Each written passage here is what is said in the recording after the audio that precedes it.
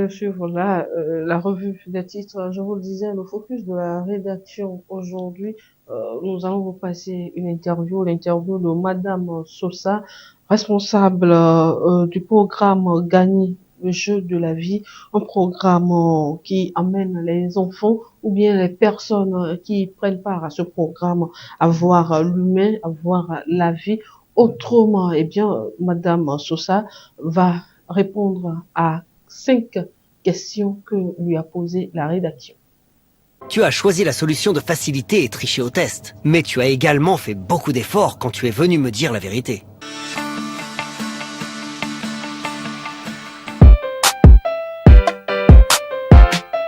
Ce programme, nous l'utilisons pour aider les jeunes à prévenir et transformer les comportements qui vont devenir à long terme un obstacle à leur réussite dans la vie, un obstacle à leur développement personnel et un obstacle à leur développement professionnel.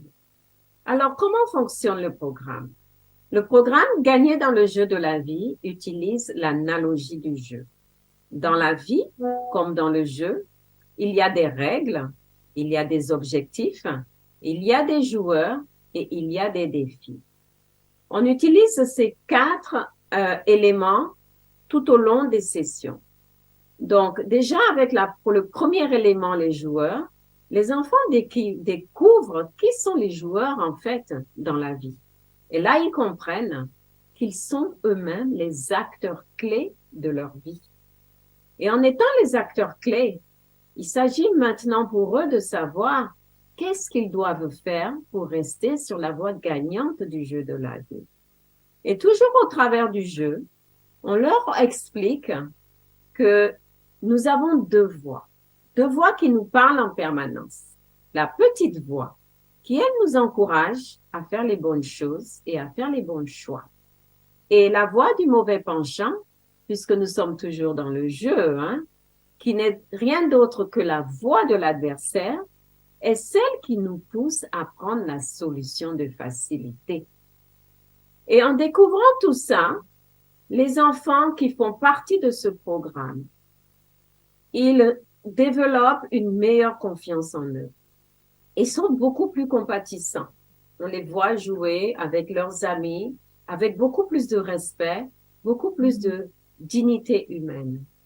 Et ils prennent les défis pour des opportunités. Puisque dans un match de foot, s'il n'y avait pas de défense, le match de foot n'aurait pas de sens.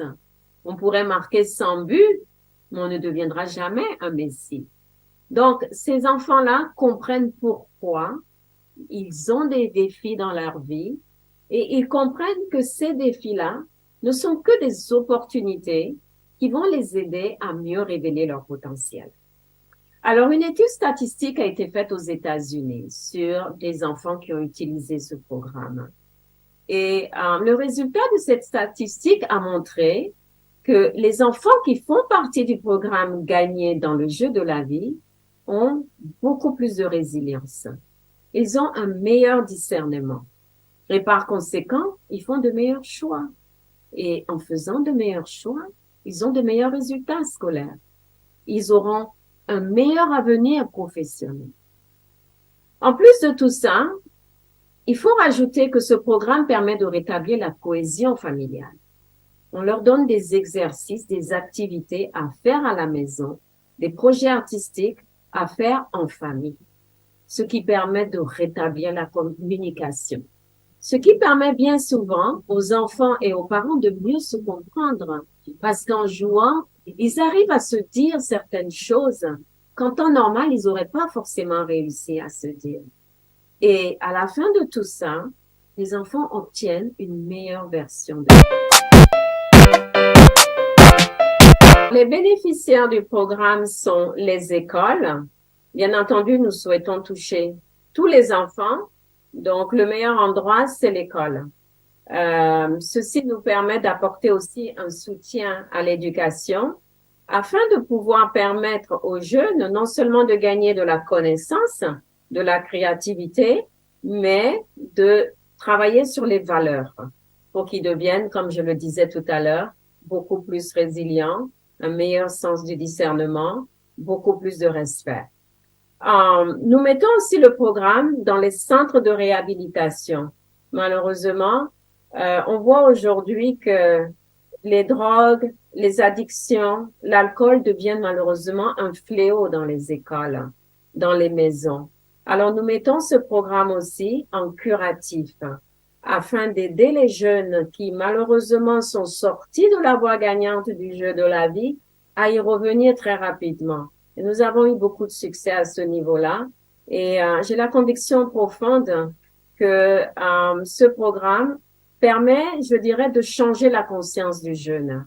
Parce que quand les jeunes vont dans un centre de réhabilitation et qui sont sous traitement, ils en sortent, ils se retrouvent dans le même environnement. Malheureusement, il y a constamment une rechute. Donc, nous travaillons avec les psychologues dans les centres de réhabilitation. Une fois que les jeunes ont passé le stade du traitement, je dirais, addictif, nous travaillons avec eux pour les aider à changer leur conscience et bien entendu à prévenir la rechute. Nous mettons aussi le programme chez des jeunes adultes. Au-delà de 18 ans, bien souvent, parfois, ils ne savent pas trop leurs projets professionnels, leurs objectifs. Donc, nous mettons aussi ce programme-là chez des jeunes adultes. Beaucoup de résultats, je dirais, positifs qui nous montrent une fois de plus que ce programme est vraiment le programme qu'il nous faut. Alors, l'accompagnement des enfants peut se faire de deux façons. Je dirais que le gros avantage de ce programme, c'est qu'il peut se faire à distance, c'est-à-dire que les enfants du confort de leur maison peuvent participer aux sessions avec le progrès de la technologie, ou il se fait en présentiel. Donc, d'une façon générale, dans les écoles, on va préférer l'option en présentiel. Au départ, donc, j'ai fait les formations à distance. Mon but était à l'origine de m'assurer que le programme correspondait bien à la culture africaine, puisqu'il a été développé aux États-Unis. Les résultats ont été très probants. Suite à ça, donc, j'ai formé 5 facilitateurs. Nous avons 2 facilitateurs au Togo, 2 au Bénin et 1 en France. Alors, les facilitateurs, pendant les cours, vont utiliser au démarrage une petite vidéo qu'ils vont écouter avec les enfants. À la fin, donc, ils vont poser des questions aux enfants afin de s'assurer que les enfants ont bien compris les concepts qui ont été enseignés dans la vidéo. Et on les appelle des facilitateurs parce qu'ils ne sont pas là pour bourrer le crâne des enfants. Ils sont là pour aider les enfants à mieux se connaître eux-mêmes. Ils vont aider les enfants à faire une introspection sur eux-mêmes en utilisant une technique que nous appelons l'écoute active. Donc, l'enfant parle et on lui pose une question et on en pose une autre et on en pose une autre. Et de question en question, l'enfant finit par s'interroger lui-même sur le bien fondé de ce qu'il fait et finit lui-même par trouver ce qu'il peut faire qui va devenir gênant pour lui permettre de gagner dans le jeu de la vie. Nous avons aussi beaucoup de projets artistiques. Au travers de ces projets artistiques, il y a des ateliers d'art, il y a l'écriture d'un journal qui est fait avec le facilitateur. Il y a des exercices qu'on leur donne à faire à la maison. Et la session d'après, on démarre toujours la session avec une revue des concepts qui ont été vus depuis le début pour s'assurer que les enfants ont bien maîtrisé et qu'ils ont bien des acquis. Il n'est pas nécessaire d'aller très vite ou d'aller beaucoup plus loin si malheureusement ils n'ont pas compris les questions de base, je dirais. Sinon, nous ne pouvons pas obtenir les résultats escomptés sur le programme. Dans les centres de réhabilitation, nous procédons aussi de la même façon. Parfois, on va passer un peu plus de temps sur certains concepts pour vraiment laisser le temps aux jeunes de mieux les comprendre. Mais tout passe vraiment par l'écoute active, s'assurer que l'on respecte la personnalité de chaque enfant parce que les enfants ont des styles différents. Notre but n'est pas de transformer les enfants en ce que nous voulons, mais notre but est de permettre à l'enfant de se reconnaître lui-même, de déterminer ce qu'il a envie d'être, de déterminer ce qu'il a envie de devenir et notre but, c'est de l'accompagner. Alors, pour ce qui est de la phase pilote, les facilitateurs qui ont été recrutés l'ont été plus, je dirais, sur recommandation de personnes que j'ai eu le mérite, je dirais, de connaître. Donc, sinon, le recrutement en tant que tel se fait, donc, on nous fait parvenir un CV, une lettre de motivation. Donc, la demande sera étudiée. S'il est accepté, ben, il y aura 1 ou 2 entretiens où on va pouvoir faire connaissance avec le candidat, bien comprendre ses motivations et s'il est retenu, il fera l'objet donc d'une formation. La formation se fait globalement sur 2 à 3 mois, de telle sorte qu'on s'assure que les facilitateurs maîtrisent bien les concepts pour qu'ils puissent le mettre en pratique de façon très efficace. Donc, nous avons plusieurs profils, je dirais, au niveau facilitateur. Ça peut être des gens qui sont déjà dans le corps enseignant et qui ont envie de se faire un revenu supplémentaire, hein. Ou ça peut être des gens qui sont passionnés. Ils sont passionnés pour les jeunes, ils sont passionnés pour les enfants. Nous n'avons pas, je dirais, de critères qui consistent à dire si vous n'avez pas fait telle ou telle étude, ça ne marchera pas.